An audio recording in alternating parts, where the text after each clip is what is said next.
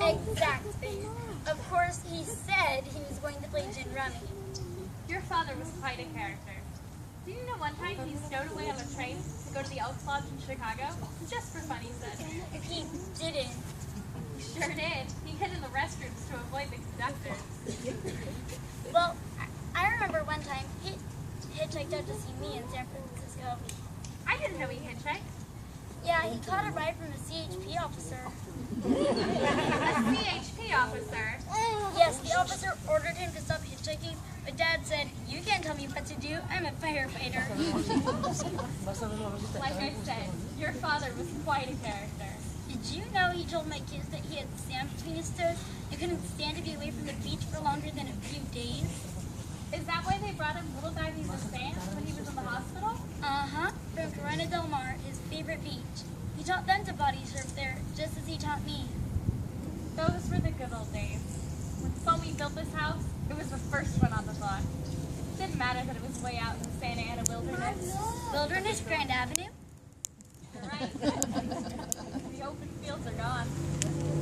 Well, what did Dad think when his neighborhood started building up? As long as he could broom down to the beach on his motorcycle, he was happy. I remember that motorcycle. He rode it till he was 83. Sure did. Do you remember the sweets he used to make for sale? Yeah, the big ones, two things facing each other. Lighters, they were called. And with every order, he required a $20 deposit. Well, he sold them for $400. That was a bit of money in those days.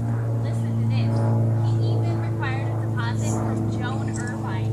You know the Irvine family? She's so rich she could have bought this entire block 10 times over. She wanted to pay the full $400 in advance. Nope, Foamy said. First she had to give him the $20. Was she angry? I guess not. She ordered another one. Did she give him over here again? No, this time she ordered it by phone. But first Foamy said she had to mail him the $20. Oh, that is so like that.